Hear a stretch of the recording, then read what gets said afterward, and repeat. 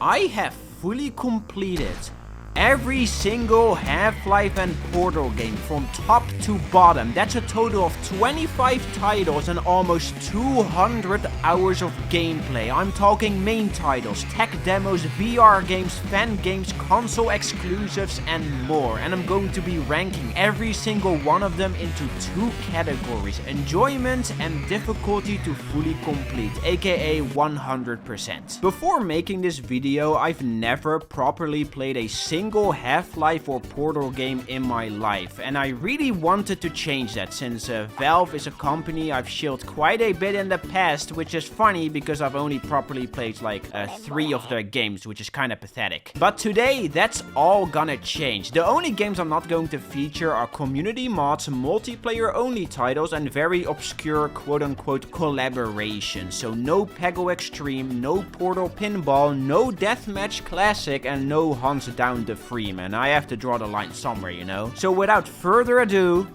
let's just jump straight into it.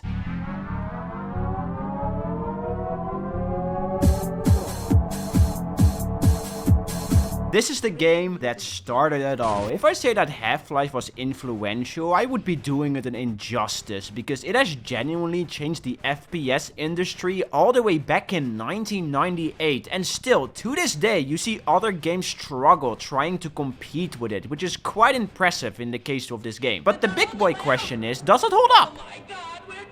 I mean, it's funny, you know. Half-Life is about a scientist named Gordon Freeman who accidentally created a rift between an alien world named Zen and Earth. It starts off very simple, with your goal being to escape the Black Mesa facility, but this slowly changes into trying to stop an entire alien invasion from taking over the planet. You know, very casual. It's a very floaty, bouncy, and chaotic first-person shooter with simple yet satisfying gunplay, and there are quite a handful of weapons at your disposal that the game slowly trickles out to you over your playthrough. You have a pistol, a revolver, an SMG with a grenade launcher, shotgun that can fire 2 shots at once, a rocket launcher you can manually control, landmines you can bait enemies into, snarks that run around like alcoholics, a funky laser weapons, and the glue-on gun which turns everything it touches into ash. It's a game all about doing it your way. You tackle threats the way you want to tackle them, with the weapons at your disposal, which usually means either shooting the enemy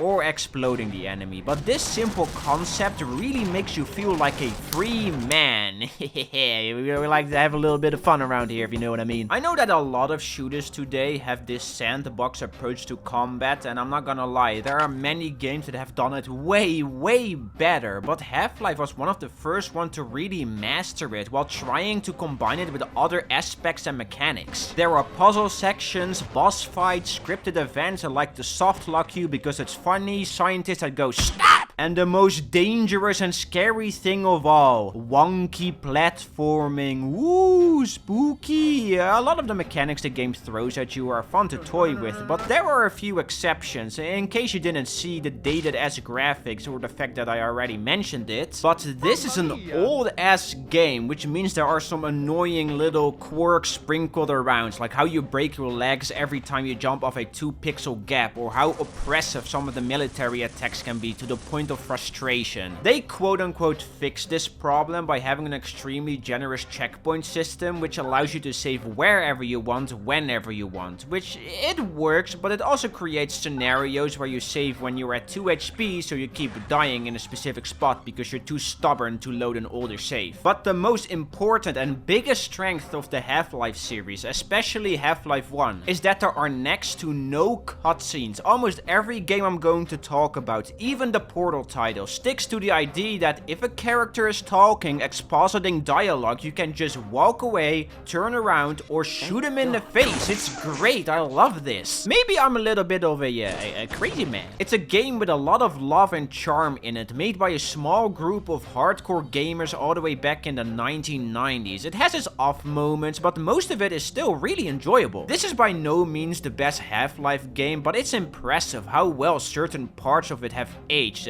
That's not including Zen though, this place sucks. So I'm gonna give it a great ranking with a side of doable difficulty. There are no achievements to grind for, but beating the game is somewhat of a challenge, unless you're playing on easy difficulty, but that just means you're a pussy.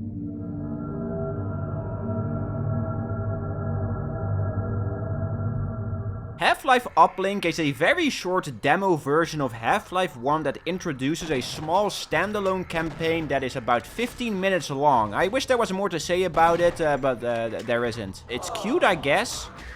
Yeah, that's all I got. Okay enjoyment ranking with a side of baby difficulty. I honestly, I don't know what else to say. Check it out if you're interested, I guess. Alright, but before we continue, this video is sponsored by Everhood Eternity Edition. Yes, you heard me right. Everhood, which is a game I mentioned before in a video about 2 years ago. I'm already gonna go off script for a bit, okay? But this is genuinely a fantastic title. It is a reverse rhythm bullet hell adventure with an absolutely amazing soundtrack and a very impactful and deep story. It's kinda in the same vein as something like Undertale or Amori. In Everhood, you play as a silent wooden doll named Red, who mysteriously wakes up in a forest right after their arm is stolen, and your goal is to simply try to get it back. But on your way, you get into a bunch of mischief while meeting a lot of fun characters and having some really trippy and memorable fights. In short, this is a good game. My sponsorship mask is off for a second, okay? Trust me when I say that this is genuinely a really fun adventure, and that's why I'm happy to say that the game has finally released on Xbox One, Xbox Series X and S, and PlayStation 4 and 5 consoles in the form of Everhood Eternity Edition, which includes a total of 16 new exclusive battles that you will unlock while playing throughout the game normally. Designed by some of the best level designers in the Everhood community, and with songs from composers that worked on so many banging titles before, like Hyper Light Drifter, Shovel Knight, Cadence of Hyrule, The Messenger, and even Donkey Kong Country and Diddy Kong Racing. And you know that song that goes... Yeah, that's David Wise, and he composed a song for this game, which is really cool. So if you want to support the channel, this is currently the best way to do it. Click the link in the description to access the different stores where you can buy the game. And this isn't like a full price 70 buckaroo investment, okay? Everhood Eternity Edition is priced at only 17 big ones, which is a lot of game for that little of a price. You can also follow the publisher Blitworks on social media to enter in on giveaways that they are holding to celebrate the launch of Everhood Eternity Edition. Again, check the link below if you're interested or want to support me. And yeah, big thank you to Blitworks for sponsoring the channel. Please go check out the game, man. It's really good and it gets my stamp of approval. Alright, back to the video.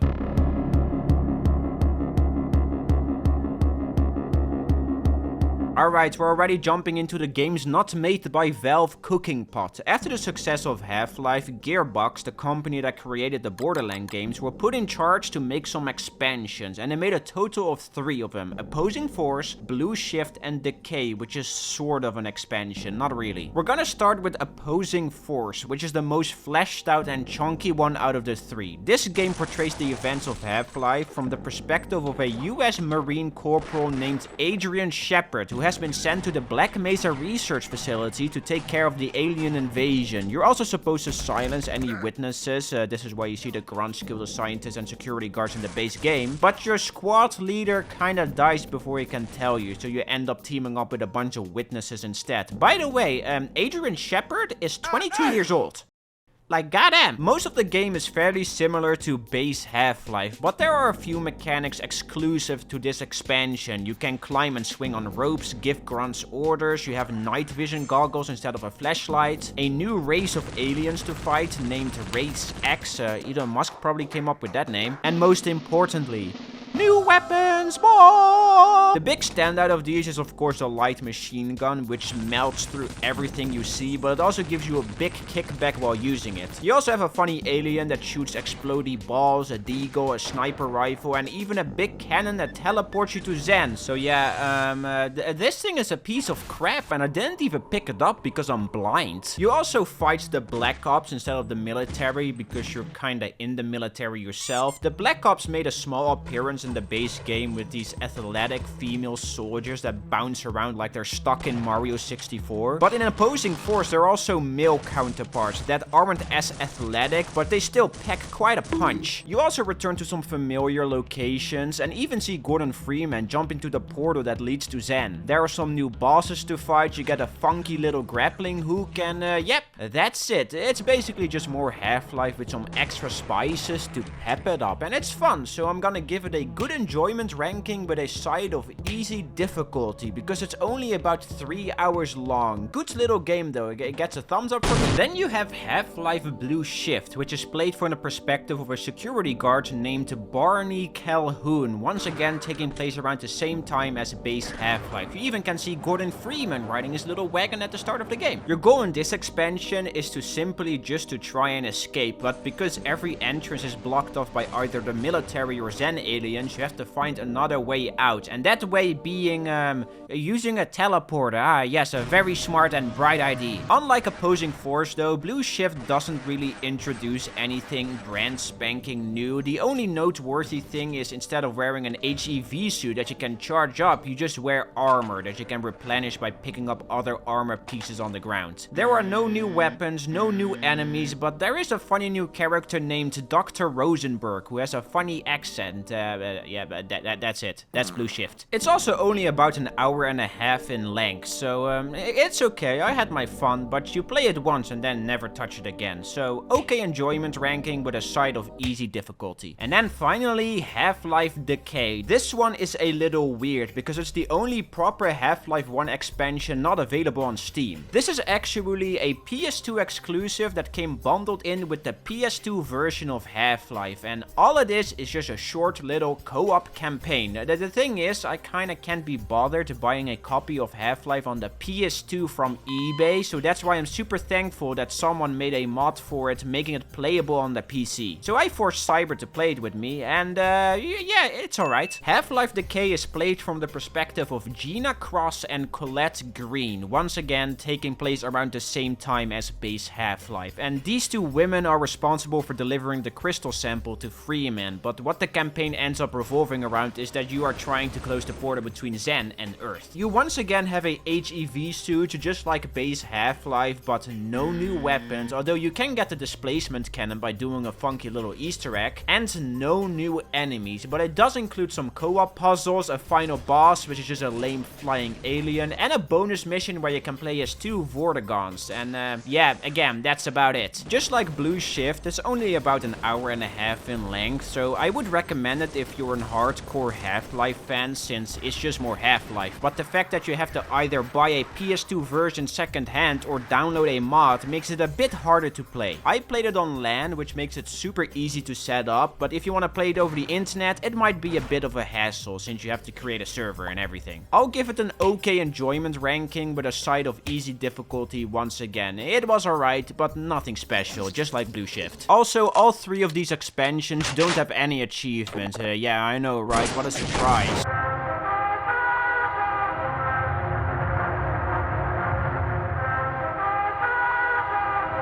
Here is where we start stepping into some icky, gooey, and stinky territory. Half-Life Source is just Half-Life 1 plopped into the Source engine, and it kinda sucks because it introduces a bunch of bugs, glitches, and this is actual gameplay. It's supposed to be an enhanced version, but the only real changes that it includes are some enhanced visual effects, ragdoll physics, some quote-unquote improved skyboxes, and a somewhat handy chapter select screen. Yeah, that's it. This is just straight up one of the laziest ports I've ever seen of any video game, up there with Silent Hill Comic Sans. It's so visually ugly, distracting, off-putting, and just non-functional. They couldn't even be bothered making a Half-Life 1 logo in the load save menu. Instead, they just reused the Half-Life 2 icon. If this doesn't say half-baked, then I don't know what will. Look at this. I fixed it. That took me 5 seconds. There are mods that fix all of these issues, but please just save yourself the hassle of messing around with a bunch of files and just go play the original version. It's not like this one needed fixing or anything. So yeah, you have no reason to play this game. It's broken, it's ugly, it's inferior, and because of that, I'm putting it in stinky tier, but with a side of doable difficulty, since it's still just Half-Life. Yeah, don't play this game. Just don't.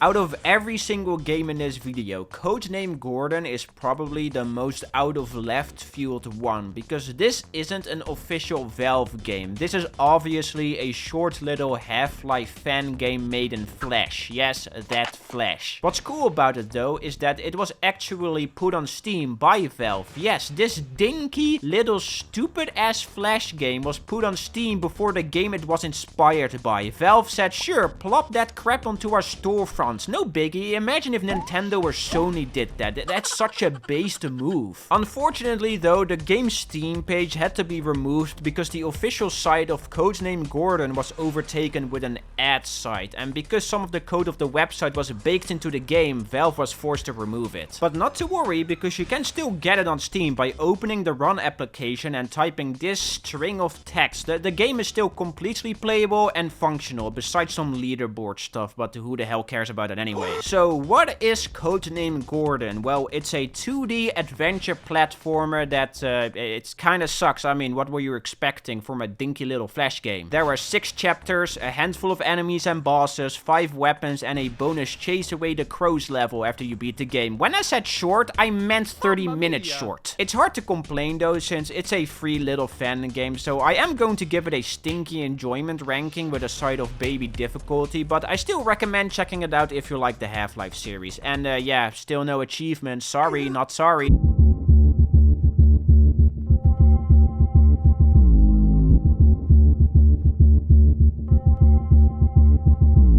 Remember how I said that Half-Life 1 was influential? Well, Half-Life 2 tops that tenfold easily, and even playing it almost 19 years after release, I am still in shock by how much it has impressed me. Like honestly, I am floored. Usually playing a game from the late 1990s and early 2000s can feel a bit clunky, mostly because developers didn't master controls, mechanics, and scripted events in a 3D space yet. Even Half-Life 1 struggled quite a bit with this. I had fun playing this game, but there were a handful of rough spots that did really annoy me. But Half-Life 2 is the solar opposite of that. It plays so buttery smooth that it feels like it came out yesterday. A lot of that probably has to do with the engine the game came shipped with. Source. I've played a lot of games that use Source. So many hours of TF2, Left 4 Dead, CSGO, and even more niche games like No More Room in Hell. I know all the tricks, all the little movement, text, and exploits. But still, I feel like if someone that has never played around with the Source engine would feel at ease playing this. Let's just say that there is a reason why it has a score of 96 on Metacritic, and there is a reason why it won 39 Game of the Year awards. That's insane. That's cray-cray. So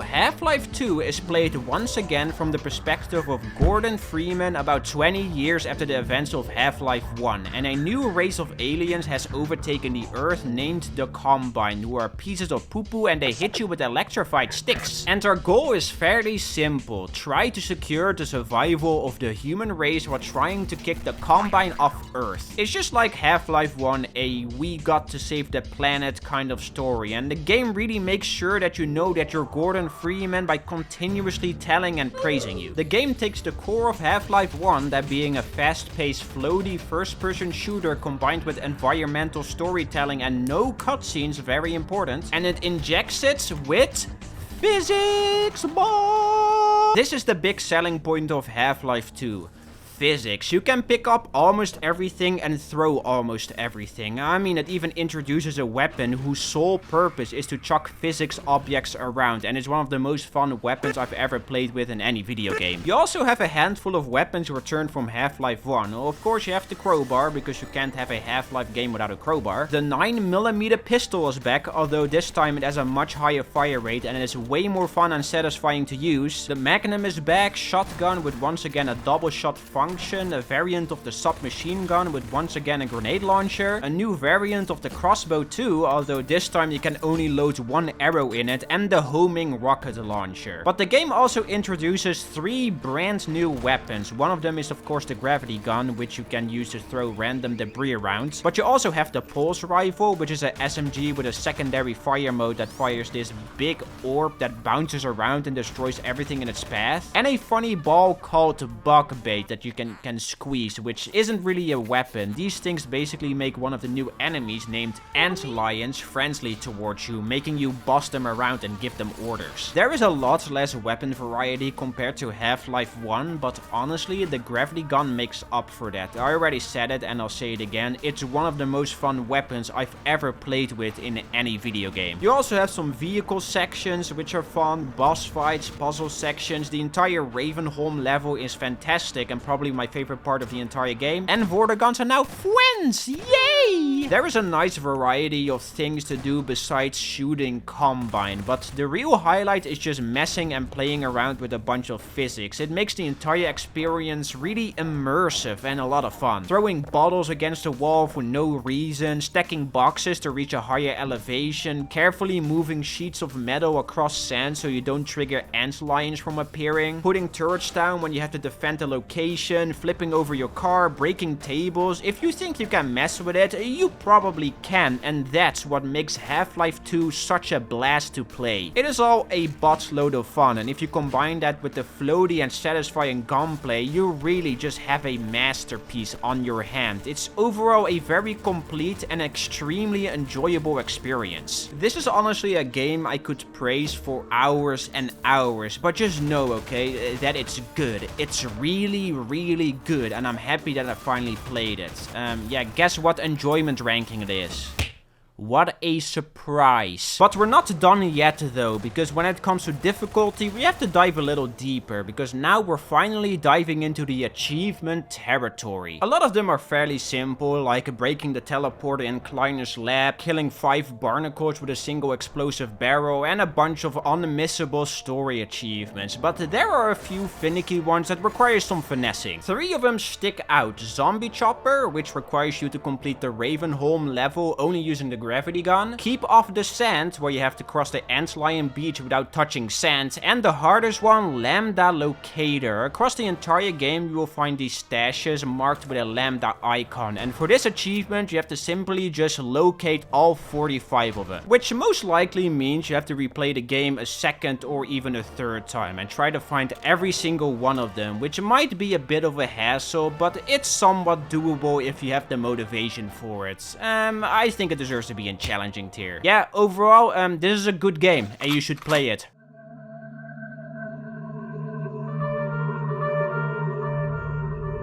Half-Life 2 Lost Coast is a scrapped level from Half-Life 2 that Valve repurposed as a tech demo to show off some new lighting technology in the source engine. You climb up a cliff fighting Combine, go into a church to jam a machine, fight a helicopter, and then fade into darkness. Yeah, it took me 15 minutes to fully complete. Besides the length though, Lost Coast did introduce one big thing that really became a staple of future Valve games. Commentary mode, which is a quote-unquote game mode that you can enable in the in-game settings, and it makes these little text bubbles appear all across the world that you can interact with. Once you interact with one of them, you'll hear one of the developers give you some insight into how Valve creates their games or play around with technology, and it's really interesting. Lost Coast isn't bad by any means, it's actually pretty fun, but it's just a little tech demo and not much more, so okay enjoyment ranking with a side of baby difficulty.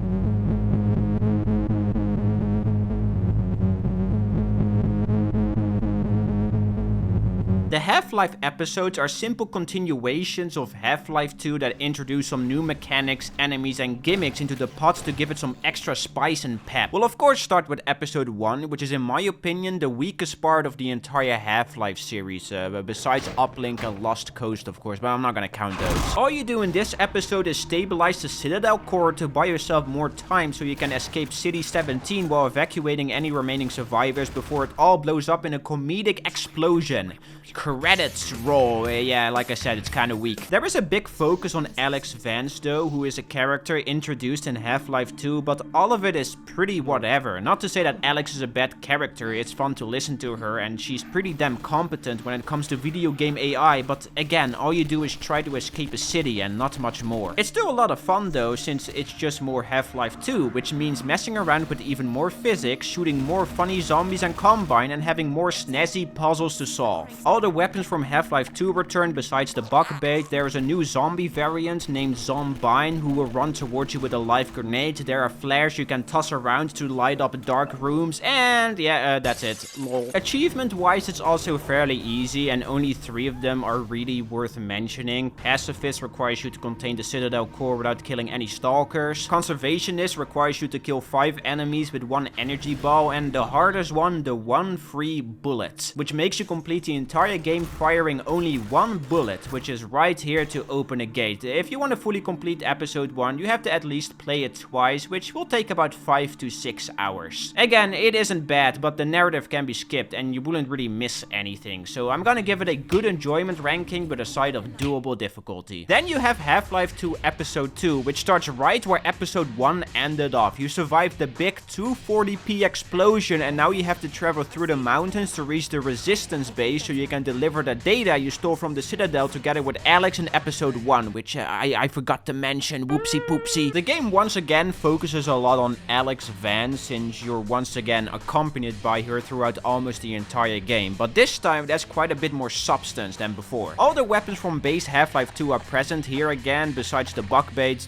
Again, RIP, nobody likes you anyway. But it does introduce a few new enemies, 2 really fun defense sequences, with the second one being a real highlight. Another vehicle it's just more Half-Life 2, again, which is great because Half-Life 2 is fun as hell. More messing with physics, more shooty zombies and combine, and more quote-unquote puzzles, which ends up just being more messing with physics, which is great. There is just more reason to care about it all compared to Episode 1, because first of all, the new things it introduced are just more fun and interesting, but second of all, the story is just more than we must escape city or we die in 240p explosion. I only have one big negative thing to say about Episode 2, and it isn't really even the episode's fault. I'm sure a lot of you already know why, but this episode ended on a big cliffhanger, and the entire Half-Life community was left in the dark for 12 goddamn years. If you want to know why Half-Life 3 became such a meme, why you see people continuously whine and cry about it, this is why Valve teased Half-Life 2 Episode 3 with this ending, but they just didn't decide to make it. LOL. Besides that gigantic little baby hiccup though, Episode 2 is just peak Half-Life, and achievement wise it's also really goddamn iconic. Once again, only 3 of them are really worth talking about. Get Some Grub requires you to squish every ant-lion grub in the cave, which is a little annoying. Neighborhood Watch requires you to protect all the houses from striders, which is also a little annoying, but these 2 achievements are still kinda whatever. But the third one is probably the single most iconic achievement in video game history. Little Rocket Man. This achievement requires you to carry a gnome you can find at the very start of the game all the way to the end, and I love it. It's quite a hassle, I admit that, because you have to continuously drop it, pick it up, drop it, pick it up, so on and so on, and when you reach the vehicle section, it gets even worse. But there is just something about finally putting that stupid gnome into that stupid rocket and seeing his stupid ass being shot into a big stupid portal that's just really gratifying. This is the grandfather of achievements, the king of them all, not because it's the hardest one, but because it's just so incredibly iconic, and because of this achievement I'm bumping it to the based enjoyment ranking, but with a side of challenging difficulty since it's not super difficult. Good game. This was a triumph. I'm making a note here. Huge success.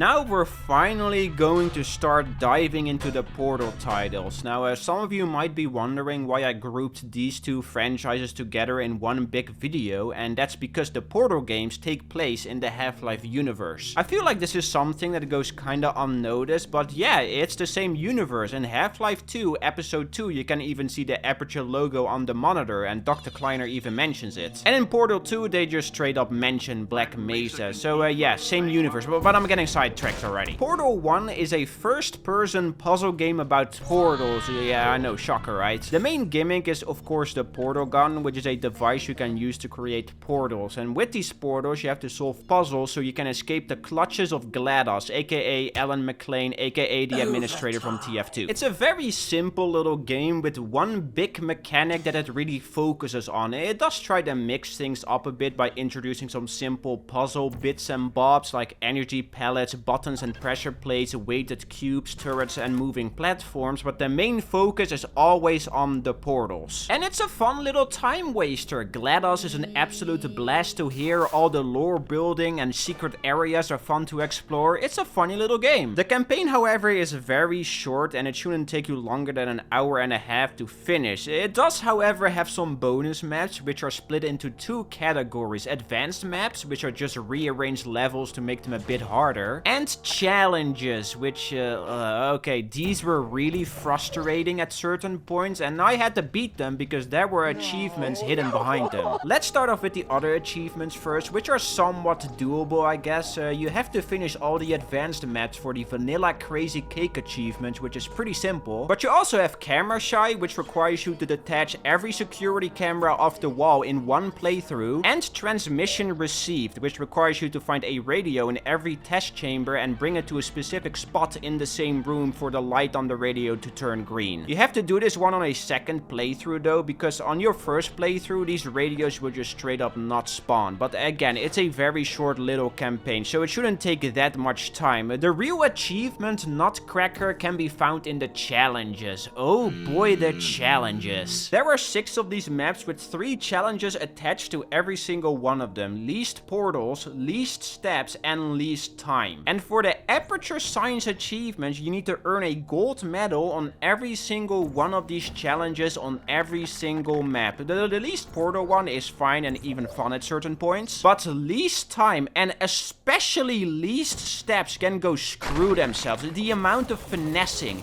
and finicking you have to do for one of these is an absolute pain in my ass. Most of the time I just feel like I'm breaking the game, like I'm cheating, but no, this is what you're supposed to do. Awkwardly jam a stupid camera between a door so you can aim a portal through it. Like, come on, this is so incredibly lame. Besides these challenges though, I think the rest of the game is fun, so I am going to give it a good enjoyment ranking with a side of hard difficulty, simply because of that Aperture Science achievement. It really did almost break me. But we're not done yet though, because we still have to talk about Portal with RTX. This is Portal with RTX. Mind-blowing, I know, right? Whoa. The exact same game, the exact same achievements, but shiny and buggy and crashy. Very cool. Personally, I really do not care about RTX garbo. I rather a game focus on a good art style instead of putting a bunch of dumb tech stuff in the game that makes it run like poo-poo. I guess it's a neat showcase, but I'm really not a fan. I did fully complete it though, which meant I had to locate all the radios again, complete all the advanced maps, and do every single stupid challenge again, which yeah, this time it did break me. But don't worry, okay, because this version of Portal did introduce one big game-changing thing, that thing being the ability to change the look of the weighted cube to a stupid-ass blocky graphics card. Why is this a thing, man? This is so incredibly stupid. Yeah, I just recommend playing base Portal instead. Stinky enjoyment ranking with a side of hard difficulty. It's a stupid-ass cube.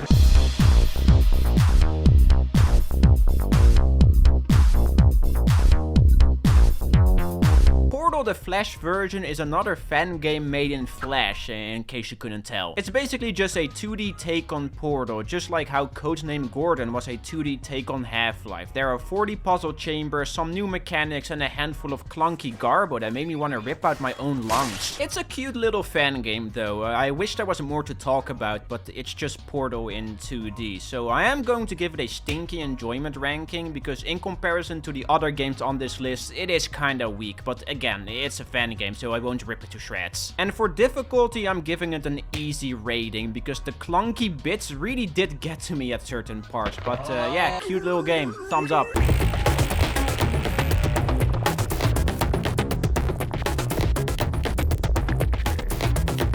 Here is quite a goofy one. So base Portal was included within the orange box, which was a collection of 5 games, Half-Life 2 and both episodes, Team Fortress 2 and Portal. So if you wanted to play Portal, you had to buy the orange box. But a year or so later, Valve released a standalone version of Portal exclusively for the Xbox 360 called Portal Still Alive, and it's pretty cool. Remember that Portal, the Flash version, you know, the game I talked about 20 seconds ago? Well, the creator of that recreated the entire game, including the new mechanics, in the Source engine as a mod, and Valve bought the rights for that mod and put them in this version of Portal, not the orange box version, the Still Alive version. Valve made a whole fan-made campaign available on consoles. That's so dope. That's really, really cool. But this little fan campaign is a lot of fun. Of course, there are once again some rough spots, which will come with any fan project, but I thought every test chamber was enjoyable, but besides maybe the last 3 or 4 of them. All the mechanics from Portal, the Flash version, are also present here and fully functional. There's also a really, really goofy boss fight at the end as a fun little bonus, but overall it stays very faithful. Of course, it's not a one-to-one recreation, but it's well made and I liked it a lot. Also, as a fun little side bit, Valve even used one of the mechanics of this map pack in Portal 2, which is really neat, I think. The other things Still Alive introduced were a handful of new achievements that are still to this day exclusive to this version of Portal. That of course means that these achievements are not available on Steam. I did quote-unquote obtain them by doing the objectives attached to them. I just didn't unlock anything because I'm not playing on an Xbox. That being said though, half of them are pretty easy, like dissolving a turret or trapping yourself in a room by being stupid. But 2 of them are a bit of a pickle. For the Is Anyone There achievement, you need to complete the entire base campaign without getting hit by a single turret. And for Out of the Blue, you need to once again complete the entire base campaign only entering orange portals because you're coming out of the blue. Yeah, very smart, Valve. Very, very smart. So in a nutshell, Portal Still Alive is just Portal 1 with overall easier achievements and an extra map pack. So I'm gonna give it a good enjoyment ranking, just like base Portal, with a side of doable difficulty since it's just easier to fully complete. So yeah, that means 3 of the games on this list are the exact same.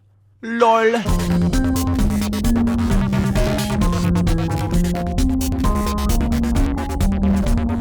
You know, Half-Life 2 might be the highest rated Metacritic game on this list, but Portal 2 is without a shadow of a doubt the most talked about single-player Valve title. Like, it's a cult, man. Every time you hear someone just mention it, they are praising the living hell out of it. I mean, it's the highest rated game on Steam, period. People love this game so much. And finally, after properly playing it, I get it, man, because in lamest terms, it's good. It's a very, very good game. In case you couldn't see it in the title, but Portal 2 is a direct continuation of Portal 1. Kinda. It's a bit vague, but there is a big time skip between these 2 games. In Portal 2, you return to some familiar locations of Portal 1, and you can just see how desolate it has all become. Your goal is pretty much the same as Portal 1 though. Try to escape the Aperture facility once again, although this time a lot more hijinks occur, starting with the fact that you reboot GLaDOS on accident, and she is pissed since, you know, you kinda killed her in the last game. Without spoiling more of the story, it is just overall really captivating and memorable. The thing that Portal 2 is really good at is trying to tell a serious story while mixing it with comedic moments. It masters this so well while never feeling super forced or contrived. It all flows so naturally and smooth, and this combination creates so many iconic moments like the lemon speech, the surprise room, the fact that GLaDOS keeps calling you fat. This must not be calibrated to someone of your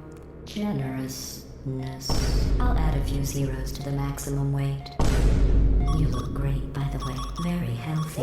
But at the same time, it never goes overboard. It always tries to stay grounded and within reason. And yes, Portal 1 did this too, but Portal 2 really masters it. The other part that I really love is the world building. Portal 1 again also had fun world building with the red dance and the final escape sequence. But Portal 2 really shows how insignificantly small and worthless you are in comparison to the size of the Aperture facility. You are a small little baby ant in a maze of moving panels, metal walkways towering above the abyss and conveyor belts. And slithering your way through all of this by solving simple yet satisfying puzzles and messing around with all the new mechanics is an absolute blast. The jump pads, light bridges, speed and jump gel, gravity coils, platforms that pop in and out. It is all just really fun to see. The other thing that makes Portal 2 amazing is that the main campaign is only half of the game, because it also has an entirely separate co-op campaign where you play as 2 robots. I once again played it with Cyber and it's really fun. It's basically just more Portal but with a second set of portals, which really does add another tier of creativity and challenge into the mix. The co-op is overall, just like the campaign, very good and kinda funny. And of course, the reason why I'm making this video, fully completing it, getting all the achievements, it's also pretty fun because quite a few of them are small little challenges that you have to figure out how to achieve. Some of my favorite ones are Smash TV, where you have to figure out how to break all 11 chamber monitors, Portal Conservation Society, where you have to complete Chamber 3 in the co-op course Hard to Light Surface using only 5 portals, and Still Alive, where you have to complete co-op course 4 without dying a single time. These are fun little challenges. You also have some story-based achievements and a few find hidden secret ones, but overall, I really like the achievements in this game. They're a lot of fun to get. Although 2 of them are kinda BS, I think. For friends list with benefits, you need to hug 3 different people on your friends list, which for me really isn't a problem because look how many of my friends have Portal 2. But if you just join Steam and have no friends on it, you're just kinda screwed and you have to ask online, which is just really annoying. The other one that is kinda stupid is Professor Portal, where you need to first complete the co-op campaign and then play the tutorial with someone that has never played the game before. This is a good way to market your game, it's just also a really shitty achievement to get because you have to ask someone to buy the game so you can unlock an achievement. That's so silly. I guess you can gift it, but like, why? Just why? Overall, this is a very good game, although I do have one big gripe with it, and that's the loading screens. All the other titles I talked about so far had short and instantaneous loading screens. It would just say loading for a few seconds and then bam, you're back into the mix of things. Portal 2 on the other hand needs to load in the loading screen, and there are so many of these to the point that it affects the pacing. It really got under my skin a few times if I'm honest. But besides that little gripe,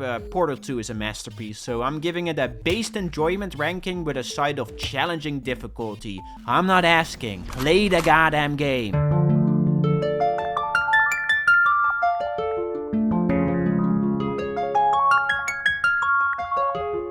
This is probably the most who cares about it part of the video, but I still want to include it because of how stupid it is. So the Sixense packs are standalone Portal 2 map packs that require specific hardware to play. There are 2 of these packs, the motion pack, which requires the Razor Hydra, yes. This is a controller that someone made. And the Perceptual pack, which requires the Sense 3D camera. These map packs are made around these pieces of hardware, but thankfully someone modded these packs, making them both playable with a VR headset. And I'm just gonna say how it is. They suck mega balls. They are probably a lot more fun if they are played with the required hardware, but man, it just controls like complete crap. It does, however, include 4 mechanics not featured in base Portal 2. Free aim, which is the main one, which is pretty self-explanatory. 1-to-1, which allows you to move objects you hold away and towards you. Portal surfing, which allows you to rotate and move portals. And scaling, which allows you to scale this stupid dumb little cube. And these packs just add a handful of levels with these mechanics in mind. The motion pack is about an hour and a half in length, and the perceptual pack is only about 10 minutes long, and honestly, it's really whatever. They are somewhat fun, but again, they just control like poop, like actual utter crap. They also just kinda end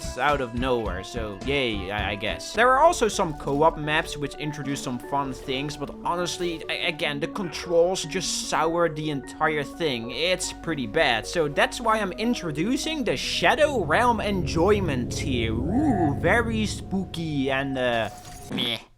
Yeah, please just don't play this.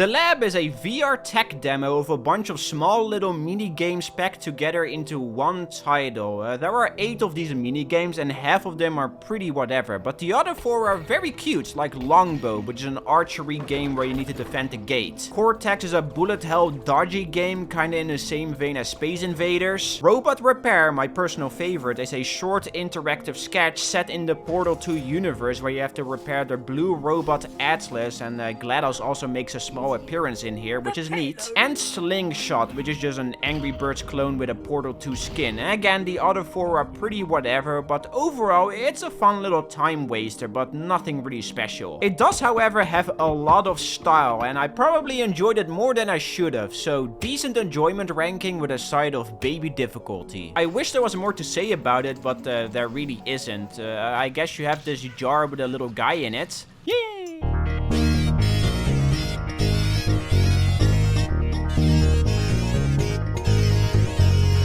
Let it be known, okay? I am not a bridge building guy. This is one of those genres that in my eyes is tailor-made to a very specific group of people, kinda in the same vein as realistic simulator and tycoon games. So when I figured out that Valve reserved the Portal IP to the studio that makes the Bridge Constructor titles, I said to myself, why? Why make a Portal bridge building game? This is so stupid. In hindsight though, it's a pretty fun title, although it does get fairly tedious at the end of it.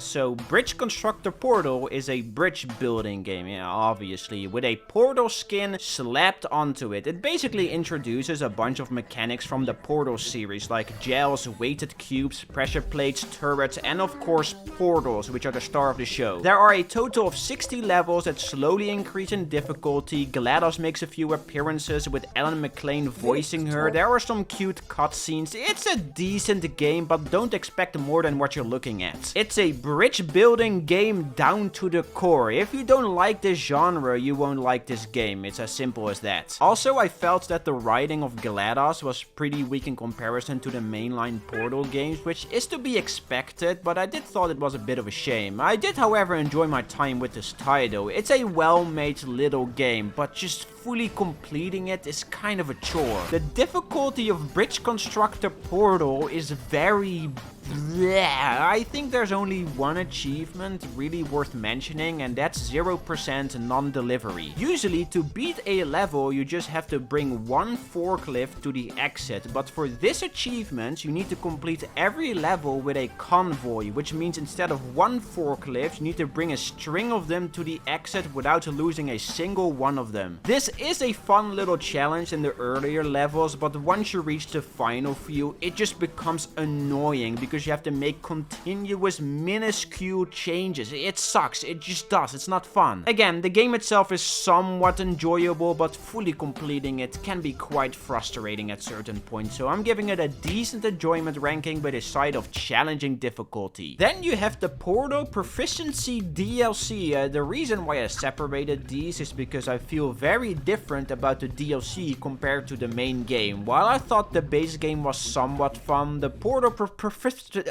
this DLC on the other hand just sucks and is overall very annoying to play. After fully completing the base game, I was already pretty tapped out and I wasn't really craving for more, but this DLC adds another 30 levels with an even higher difficulty ceiling. It does this by introducing one new mechanic into the swing of things, and that's the ability to place down portals yourself, which sounds like a neat idea on paper, but in execution it is an absolute nightmare.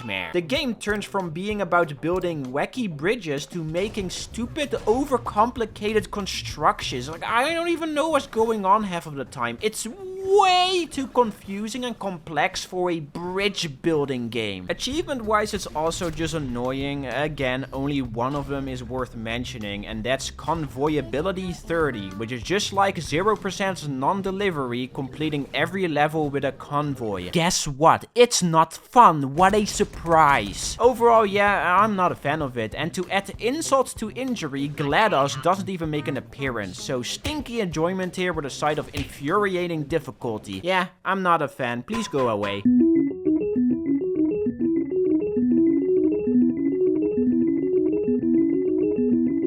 Alright, this is gonna be the shortest part of the entire video. Aperture Hand Lab is again a tech demo made to showcase the Valve Index controllers. However, you can still play it with a different VR headset by downloading a community controller template. So I played it, I had a couple of laughs, and then it ended. Yeah, it's the shortest game on this list by far. Okay enjoyment ranking with a side of baby difficulty. That's the entire section. Moving on!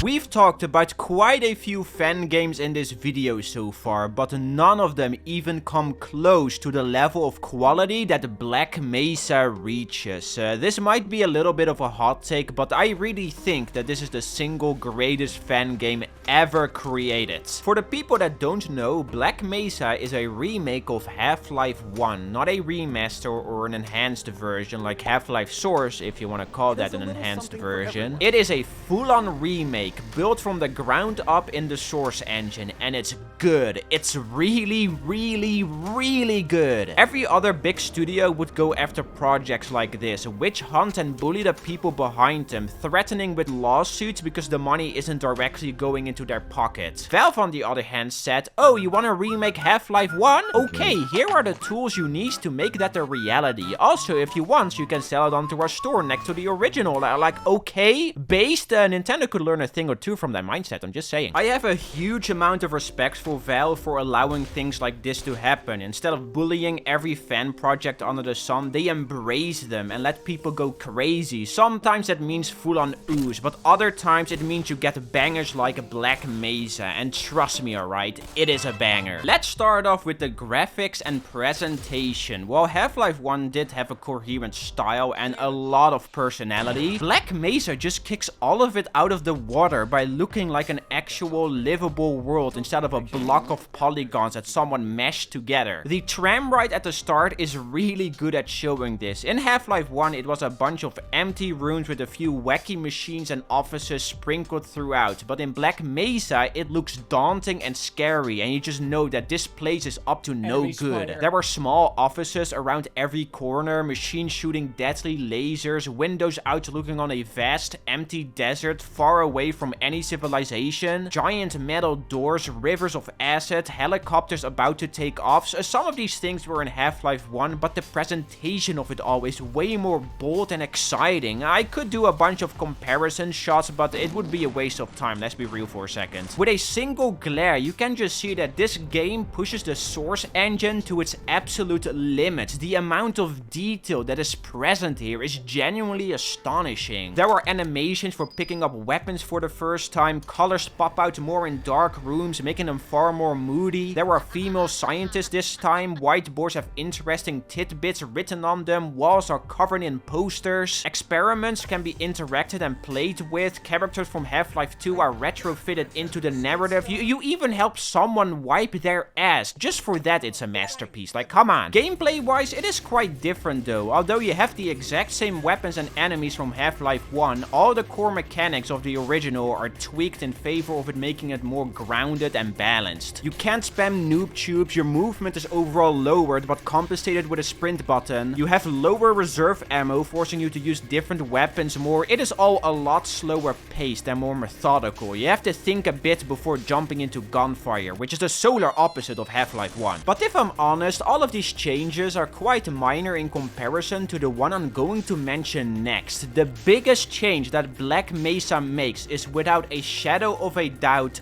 Zen. In Half-Life 1, the Zen chapters were complete utter poop that started out with a crappy and boring platforming section. Now this is what Zen looks like in Half-Life 1, right?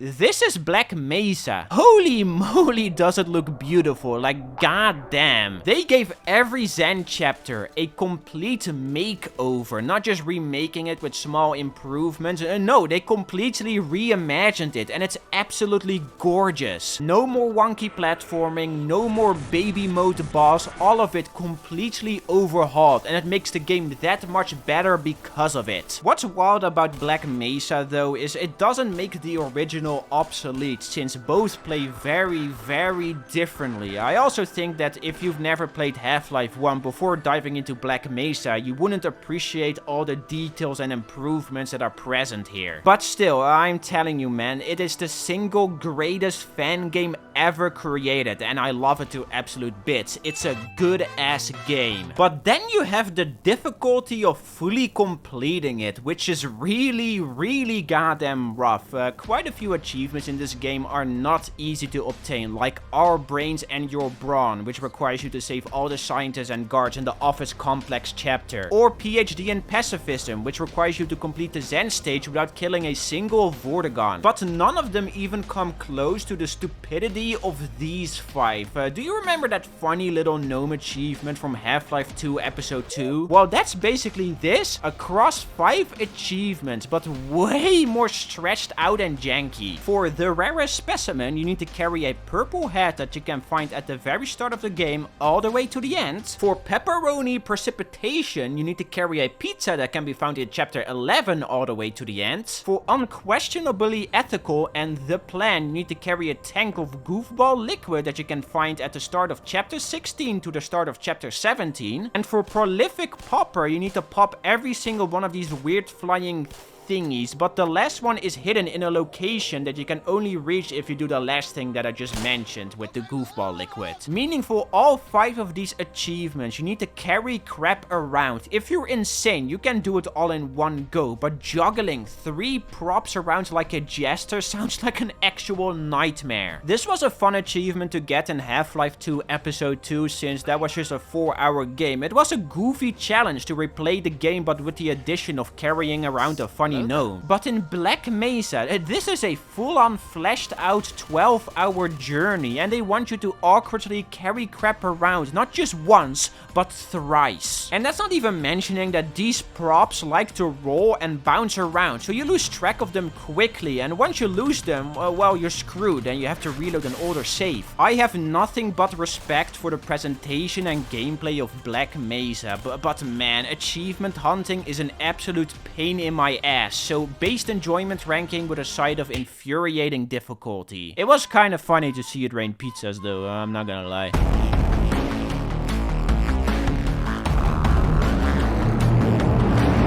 This is the part of the video where everyone bullies me for being left-handed. Yeah guys, I'm sorry, I've been cursed since the day I dawned on the surface of the earth. That besides though, Half-Life Alyx is a game people were waiting for over 12 years. After the orange box, Valve just kinda let the Half-Life IP rot in a ditch. They were supposed to make Half-Life 2 Episode 3, but we all know how that went. They did however make Portal 2, which I guess is set in the Half-Life universe, but that was really about it. The hype for the real next Half-Life game was already high, but over the years it kept building itself up year after year. And after over a decade of radio silence, Valve finally dug up Half-Life out of the dirt. Even after every fan went through all 5 stages of grief, they stepped out of the darkness and delivered a VR game.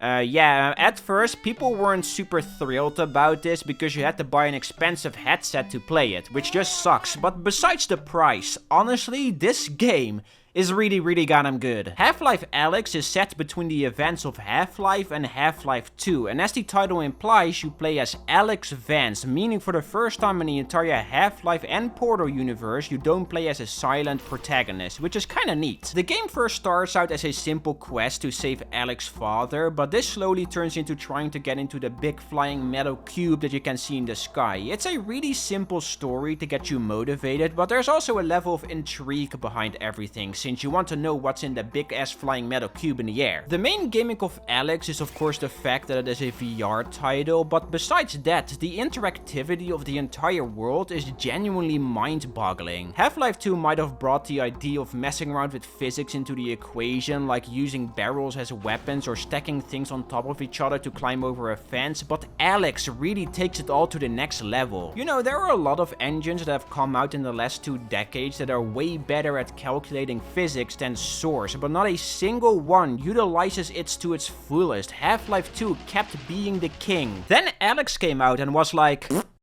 You see that little 2 in the left upper corner? Yeah, that's right, baby. Source 2. This engine is awesome, man. It's not just better when it comes to graphical fidelity and lighting, but they also completely replaced the physics, and it's so much better. Most of my time playing this game was me just messing around with a bunch of random crap for the fun of it, like swiping your hand across a shelf to get rid of all the garbage, or emptying buckets filled with crap, catching head crabs mid-air before they jump onto you, using car doors as protection, opening individual drawers and lockers, throwing crap through windows. There is this part where you need to get a valve and try to funnel it through a metal rod, kind of like one of those little goofy wire toys, and it just works, and it's really satisfying. I've played a lot of games where you just mess around with random crap for the fun of it, but honestly, I've never had this much fun doing it, which is probably mostly because of the gravity gloves, who play a huge role in this aspect. Usually in VR games, it's a bit jarring to pick up stuff since items and props just kinda swoop into your hands, but the gravity gloves makes you pull items towards you with a very simple hand gesture, which is really satisfying while also feeling very natural. My favorite use of these gloves is when an enemy throws a grenade, you can just snag it out of the air and throw it back. It's satisfying as hell when you manage to get it to work. Unlike other Half-Life games though, Alyx is a lot slower paced, even compared to Black Mesa. If Half-Life 2 is a horse and Black Mesa is a squirrel, then Alyx is a snail stuck in a sticky trap. You are not speedrunning through these levels, alright? They are designed in a way that makes you look in every corner and cabinet for either ammunition, healing syringes, and these weird little circle things called resin, which is an exchangeable currency that is used to upgrade your weapons. Now, you do only have 3 weapons, a pistol, a shotgun, and a SMG, which sounds kinda lacking at first since other Half-Life games had like 15 weapons, but the fact that you can upgrade and mold these to your own liking makes up for that. These upgrades can range from reflex and laser sights to extended mags and auto loaders. The shotgun even has a grenade launcher upgrade, which allows you to put grenades on the tip of your shotgun and shoot them out like impact grenades, which is really fun to use. So the more you explore by looking into drawers and crevices, the more resin you obtain, the more upgrades you can buy, and you really want to get these upgrades because it's a lot of fun shooting your gun and seeing all the funny new reload animations. To upgrade everything, you need a total of 270 resin, and across the game there is about 300 laying around, meaning you are able to unlock everything if you look around enough, but I've played this game 3 times so far and I'm always about 75 to 50 resin short, since you just end up missing a handful of the stuff. So for 99.9% of the players, it means you have to pick and choose which upgrades you want, which I actually really like. It makes every playthrough a little bit more unique than the other, which is neat. Every single thing in this game just kinda wraps back around to messing with physics. When you're fighting, when you're solving puzzles, and when you're exploring, everything goes back to mess around with a bunch of crap, and I love that. At the very end of the game, there's also this really cool combat section that I won't spoil, but just know, okay, that is awesome. Just like every other Half-Life game, Alyx is a very simple title on the surface, but the deeper you dive into the grease, the more you love it. In short, I think this is the single greatest VR game ever created. Then you have the difficulty, which is mostly pretty simple, besides one achievement.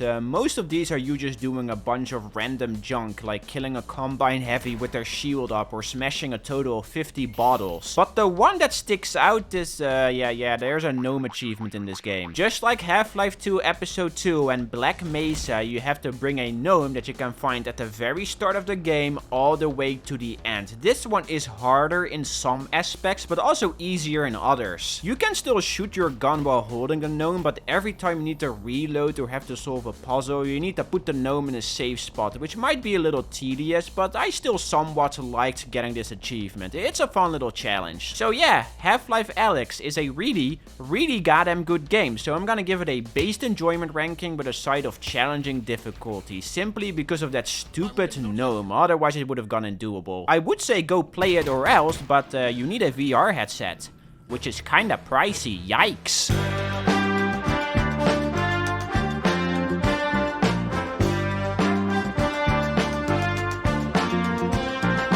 Aperture Aperture Desk Job is a short 30-minute interactive sketch set in the Portal universe, and it was made to show off the features of the Steam Deck, but is still completely playable on your PC with a controller. And what you do in this game is go to prison.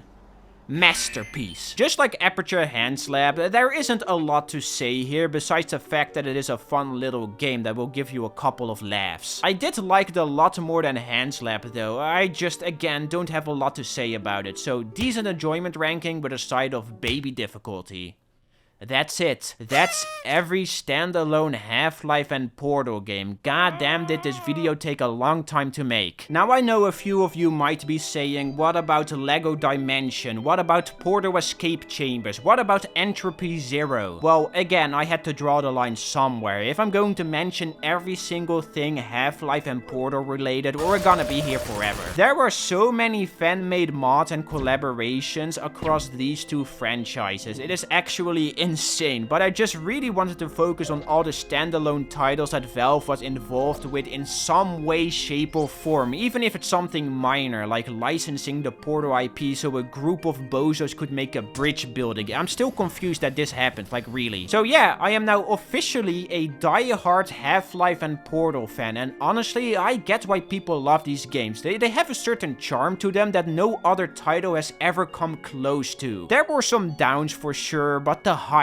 are high. They are really goddamn high. If you ever want to check out any of these games, you can usually buy them on a sale for like a buck. Yes, a single buck. Black Mesa goes on sale for 3, Alyx for 20. It's a crime for how cheap they are selling these titles. So instead of buying the new Call of Duty that's gonna suck complete doo-doo and we all know it, go check out some of the games I mentioned in this video instead, because they're genuinely a lot of fun. And if you want to go extra fancy, you can even play Half-Life 2 and its respective episodes in VR, or play Half-Life Source with all the broken garbage fixed. The modding community for both of these franchises is a sight to behold. But yeah, that's everything. Again, big thank you to Everhood Eternity Edition for sponsoring this video. Please go check out the game by clicking the link in the description down below. And subscribe. Please hit the bell, like, comment, you know, all the jazz. Alright, see you guys later. Goodbye. Bye-bye. Bye-bye. Bye-bye.